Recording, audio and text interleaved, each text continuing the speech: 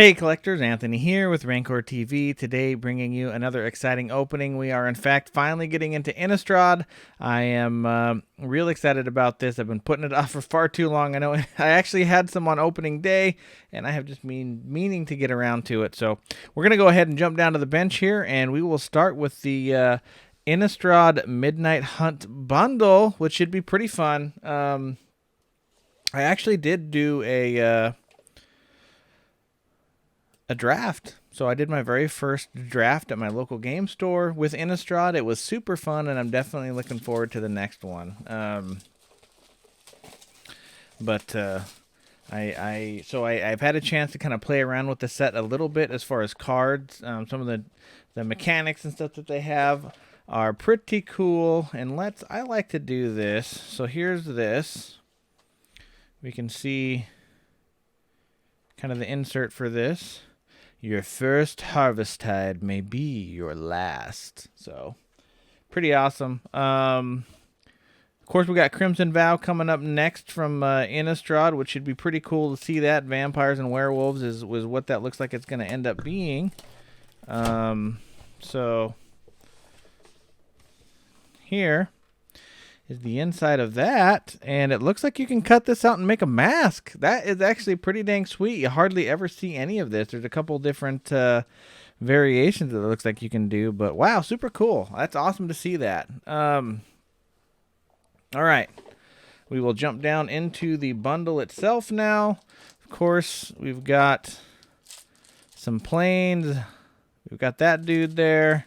We'll set our land off to the side. Got a couple of how to play cards here. The dice, actually. So the dice in this one is pretty cool, guys. Or I should say the spin down counter. This one's actually glow in the dark. So that's kind of a fun little deal there.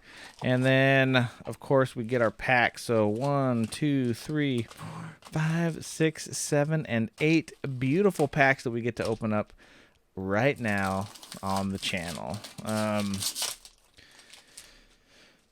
Okay, so it looks like right off the bat, we got a pretty decent looking art card. Not too shabby.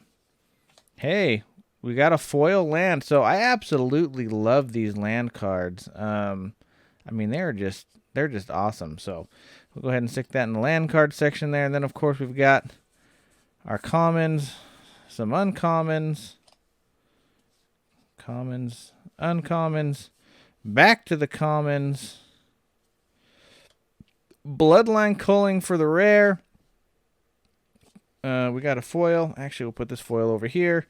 And then we didn't even get a token card in that one. Actually, the tokens I'm finding are kind of needed, especially as I want to build more and more decks. So, all right. Now, wait a second.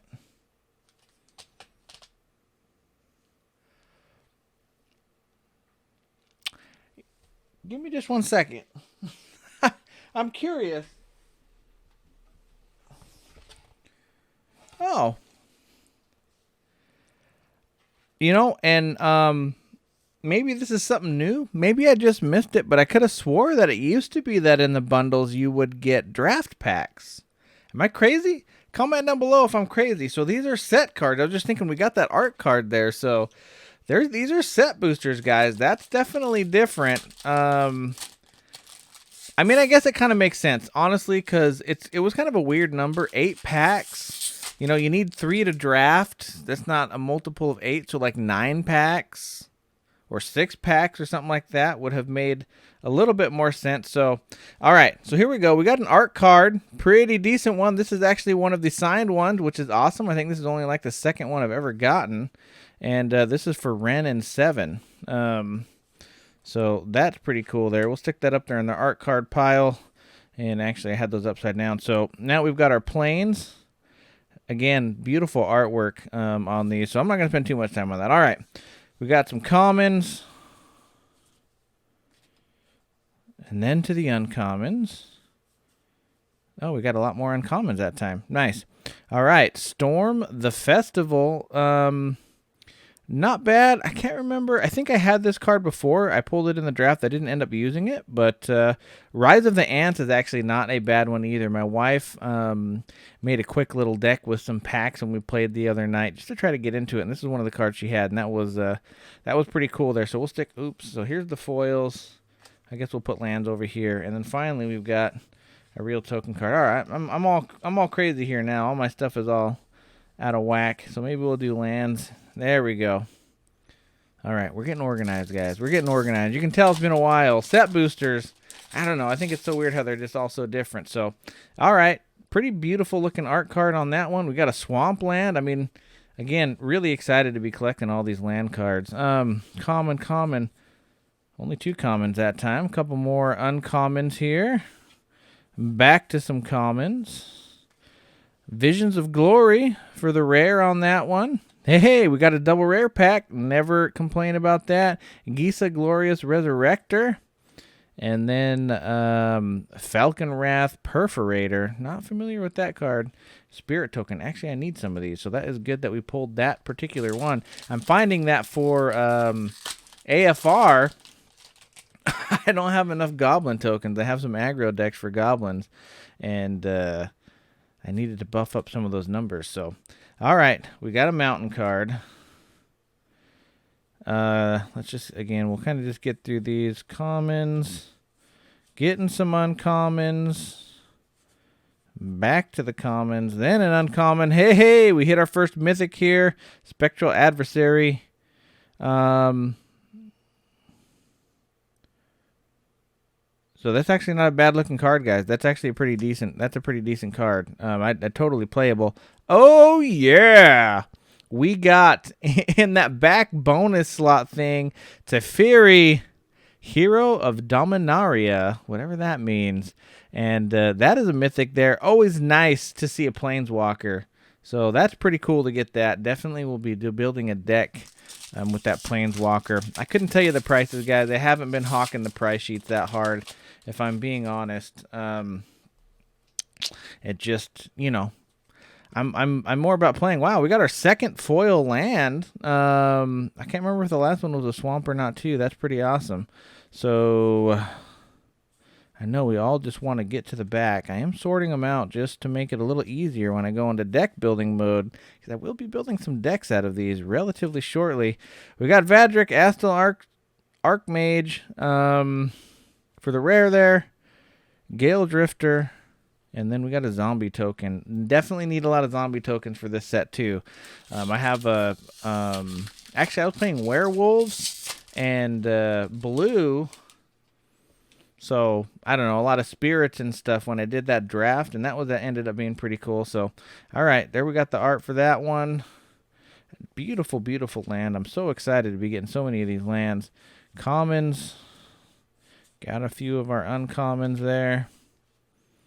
Oh, look, we got like both versions of that card. That's interesting.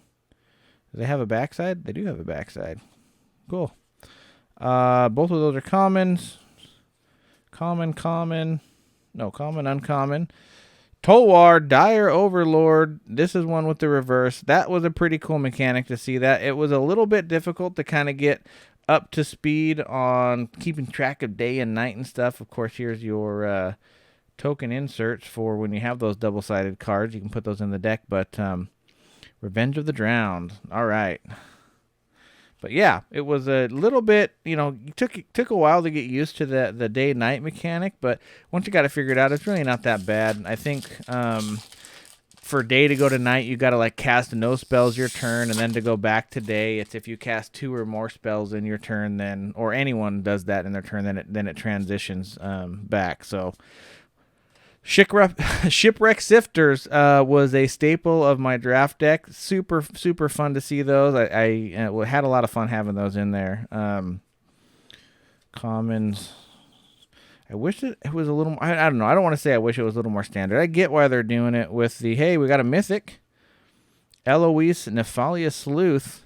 Whenever another creature you control dies, investigate. That is pretty dang sweet. Whenever you sacrifice a token, surveil 1. So not too bad of a hit on that mythic there. Looks like we got a double mythic, well, a double rare. Curse of Silence for the rare there. Mounted Dread Knight, and then we got an Elemental token. Coming into our last pack, I'm definitely going to be opening up some more Innistrad, guys, so don't you worry. It has just been, my wife is actually going kind of full bore lately, and she's getting into Magic a lot too, so we're really have been playing quite a bit. That is actually some pretty dang neat art. I'm not a huge, like, the art on this set is good, don't get me wrong. I mean, the artists are super talented and that kind of stuff. I have never been a huge fan of, like, this kind of a genre, so it hasn't been as appealing to me, but, I mean, definitely still some great art. I mean, I appreciate that one. That one was pretty dang cool. All right, Might of the Old Ways. Get through these uncommons. Some commons, an uncommon, another uncommon. Patrician Geist for the rare. Hey, we got a hollow mythic. Meat Hook Massacre. This card wrecked me in the tournament. There's a guy that had one of these, and it slaps. So that's a mythic there. Hey, and then it looks like we got a card from the list. Toils of Night and Day. I have no idea what that's worth, if anything, but that was pretty sweet. But really, guys, I'm actually pretty excited about this Teferi. Draw a card at the beginning of the next end step, untap 2 lands. I mean, that's pretty dang good, you know. Some of these other abilities are pretty decent too, so it should be pretty fun to build a deck around that guy. Anyways, that's going to go ahead and wrap it up for this one, guys. If you haven't already, please smash that thumbs up button for me, like I know you can. And don't forget to subscribe and hit that notification bell so you know when my next great video comes out. In the meantime, keep collecting and stay happy.